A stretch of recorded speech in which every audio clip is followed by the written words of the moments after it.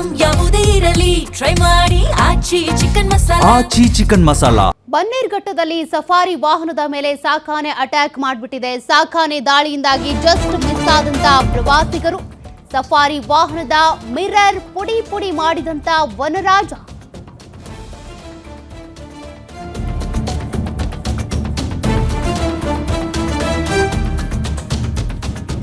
ವನರಾಜನ ದಾಳಿಗೆ ಬೆಚ್ಚಿ ಬಿದ್ದಂತ ಪ್ರವಾಸಿಗರು ವಾಹನವನ್ನ ಹಿಂದೆ ತೆಗೆದುಕೊಂಡ್ರೂ ಕೂಡ ಬಿಟ್ಟಿಲ್ಲ. ದಾಳಿ ಮಾಡ್ತಾ ಇದ್ದಂತೆ ಕಿರುಚಾಡಿಕೊಂಡಿದ್ದಾರೆ ಪ್ರವಾಸಿಗರು.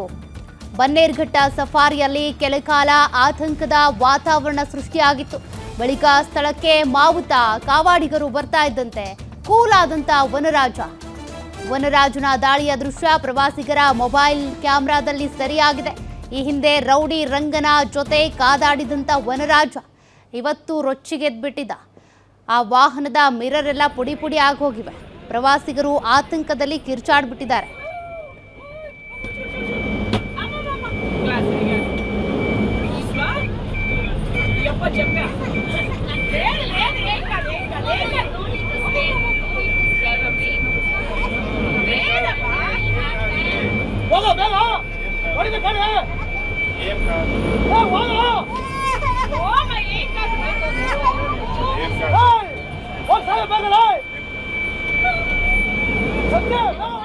ಉದ್ಯಾನವನದಲ್ಲಿ ಸುಮಾರು 26 ಆನೆಗಳಿದ್ದಾವೆ. ಅದರಲ್ಲಿ ವನರಾಜ ಅಂತ ಹೇಳಿ ಒಂದು ಆನೆ, 48 ವರ್ಷದ ಒಂದು ಆನೆ ಇದೆ.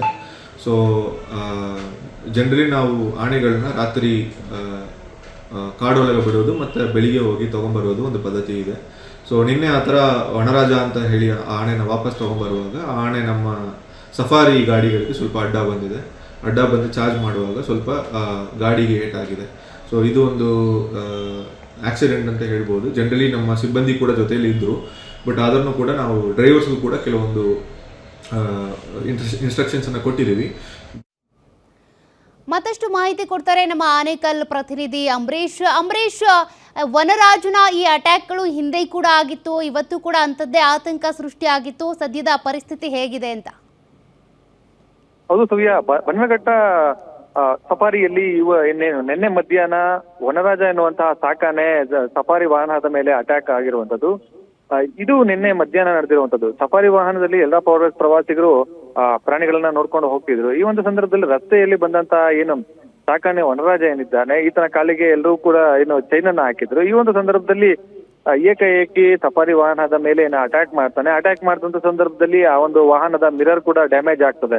ಅಲ್ಲಿ ಒಳಗಡೆ ಇದ್ದಂತಹ ಪ್ರವಾಸಿಗರು ಕೂಡ ಈ ಒಂದು ವನರಾಜನ ಅಟ್ಯಾಕ್ ನಿಂದಾಗಿ ಕಿರ್ಚಾಡ್ಕೊಳ್ತಾರೆ. ಈ ಸಂದರ್ಭದಲ್ಲಿ ಆ ವಾಹನದ ಚಾಲಕ ಕೂಡ ವಾಹನವನ್ನ ಹಿಂದಕ್ಕೆ ಸರಿಸ್ಕೊಳ್ತಾನೆ. ಈ ಒಂದು ಸಂದರ್ಭದಲ್ಲಿ ಅಲ್ಲಿಗೆ ಮಾವುತರು ಮತ್ತೆ ಕಾವಡಿಗಳು ಬಂದು ಆ ಒಂದು ವನರಾಜನನ್ನ ಸೈಡಿಗೆ ಕರೆದುಕೊಂಡು ಹೋಗುವಂತಹ ಕೆಲಸವನ್ನ ಮಾಡ್ತಾರೆ. ಈ ವನರಾಜ ಮರಿಯಲ್ಲಿ ಇದ್ದಂತ ಸಂದರ್ಭದಲ್ಲಿ ತಾಯಿಯಿಂದ ಬೇರ್ಪಟ್ಟಿರ್ತದೆ ಬಂಡೀಪುರದಲ್ಲಿ. ಈ ಒಂದು ಸಂದರ್ಭದಲ್ಲಿ ವನರಾಜನನ್ನ ಮರಿಯಲ್ಲಿ ಇದ್ದಂತ ಸಂದರ್ಭದಲ್ಲಿ ಬನ್ನೇರಘಟ್ಟಕ್ಕೆ ತೆಗೆದುಕೊಂಡು ಬಂದಿರ್ತಾರೆ. ಆ ಒಂದು ಪೋಷಣೆ ಎಲ್ಲವನ್ನೂ ಕೂಡ ಬನ್ನೇರಘಟ್ಟ ಸಫಾರಿಯಲ್ಲೇ ಮಾಡಿರ್ತಾರೆ. ಕೆಲವು ವರ್ಷಗಳ ಹಿಂದೆಯೂ ಕೂಡ ರೌಡಿ ರಂಗ ಅಂತ ಹೇಳಿ ಆನೆ ಇರ್ತದೆ, ಕಾಡಾನೆ. ಈ ಒಂದು ಕಾಡಾನೆಯ ಜೊತೆಗೆ ವನರಾಜ ಫೈಟ್ ಅನ್ನ ಮಾಡಿರ್ತಾನೆ, ಕಾದಾಟವನ್ನ ನಡೆಸಿರ್ತಾನೆ. ಈ ಒಂದು ವಿಡಿಯೋ ಕೂಡ ವೈರಲ್ ಆಗಿತ್ತು. ಇದಾದ ಬಳಿಕ ನಿನ್ನೆ ಸಫಾರಿ ವಾಹನದ ಮೇಲೆ ವನರಾಜ ದಾಳಿಯನ್ನ ಮಾಡಿರುವಂತದ್ದು.